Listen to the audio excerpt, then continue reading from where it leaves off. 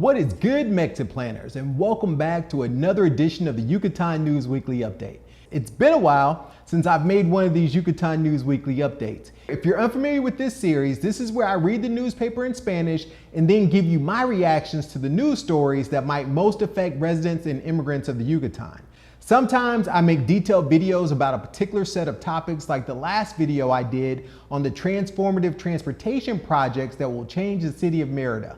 I'll link to that video above and also in the description notes below. Other times, like today, I will give you an update on a variety of stories. If you like this series, please do one of the following. Hit the like button, share a super thanks, and leave me comments below and let me know what your favorite part of this video is. All right, now that the housekeeping's all done, let's get it. On January 15th, 2023, Mexico put into effect one of the most advanced and prohibitive smoking bans in the world, according to the World Health Organization. The smoking ban law basically bans smoking everywhere other than your personal residence. Recently, the National Chamber of Restaurants and Flavored Food Industry, CANARAC, gained a definitive suspension against the regulations of the tobacco control law. On July 13th, the 14th Collegiate Administrative Court of the First Circuit granted the suspension to the chamber, which represents about 600,000 establishments in Mexico. Now, with this suspension for CANARAC members, smokers can smoke in designated smoking areas of restaurants while consuming food and beverages. The suspension only applies to members of this chamber that are in compliance and can prove their membership. I can't tell you the number of upset comments I received when I reported on the original smoking ban back in January.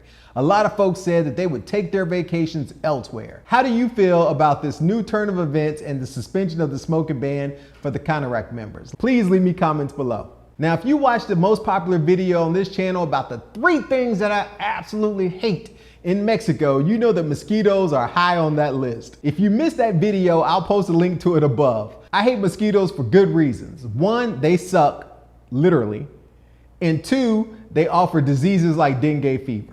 Well, the official numbers that are being reported for the number of people infected with dengue fever this rainy season are estimated to be very low. According to reports in the eastern portion of the state, the disease is close to becoming a regional epidemic. More than 30 people have been received in the hospitals from July 10th through the 18th in the Tizimin area of the state. On July 16th alone, 8 patients were seen by doctors in the San Carlos Hospital, and 5 of them had to be hospitalized.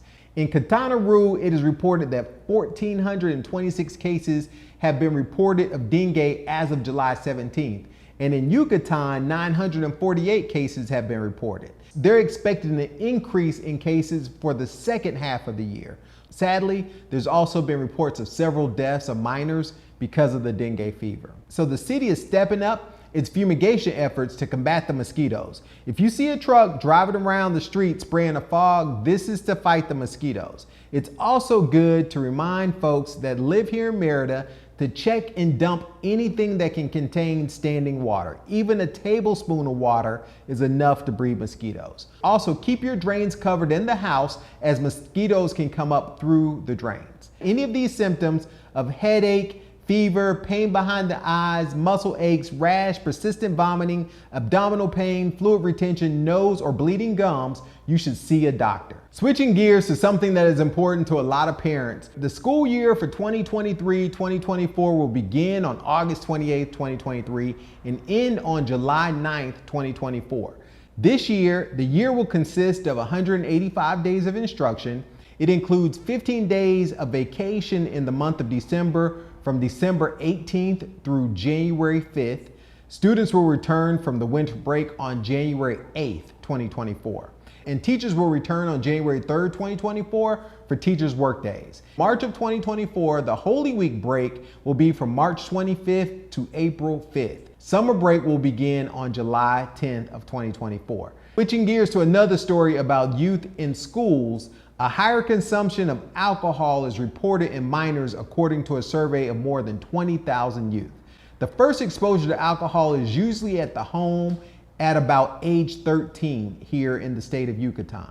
It is legal for youth to drink here in Mexico at age 18, which is very concerning for me as a parent of a young child who will be growing up here. Switching gears to some aquatic babies, it's sea turtle season here in the Yucatan. From the months of April to November, it is necessary to report any nesting sites and avoid disturbing the sea turtle babies. I had a chance a few years ago to witness the baby turtles being released back into the ocean while staying at the reef. I recorded the hotel and my experiences there. I'll leave a link to the video above and also in the description notes below. By the way, the Reef Hotel is the only all-inclusive hotel that I'm aware of in the state of Yucatan, at least for now. Switching gears again to two big development projects here in Merida, the Gastronomic Corridor project from 47th Street to 60th Street will connect Parque La Plancha, Santa Ana, Santa Lucia, Paseo Montejo, and the Grand Plaza together in a pedestrian and cyclist-friendly thoroughfare. It is scheduled for the construction to be completed by December 20th, but it is planned that they will be delivered a couple of weeks early by December 8th. This is an exciting project that's going to be full of restaurants and a completely new way of walking around Centro and connecting all the major points of Centro. The second big project is the La Plancha project, and the construction of the Grand Park La Plancha is 85% completed already. This is a federal project that will be the Central Park of Merida. The park will be 54 acres on the east side of Centro and will be connected by the Gastronomic Corridor to the center of the city, along with Paseo Montejo, Parque Santa Ana, and Santa Lucia, as I reported in the previous story. The park will be split into 4 sections with a garden area, bike paths, pet park, outdoor gym, sports area, a reflection pool and lake, an amphitheater for 10,000 people, and the Light and Railway Museum. There will also be a children's play area, a skating rink, and one of the most important features of the La Plancha Park project is the Latram Station. This will be the area that connects passengers to the Taya Maya train station. So the La Plancha Park will also be where the 3 routes of the Latram Station will converge. The park will have over 301 parking spaces as well. I'm super excited for the additional green spaces this park will bring to the city of Merida, as well as being the transportation convergence point of the Maya train and the Latram. I can conceivably see that in the near future, it may be possible to hop on the Latram, go to the La Plancha site, and then take the Maya train to Cancun in about a 2-hour trip. 2024 is shaping up to be a very special year here in the Yucatan. Speaking of the Maya train, it is reported that Section 4 of the Maya train project is already at 95% completion.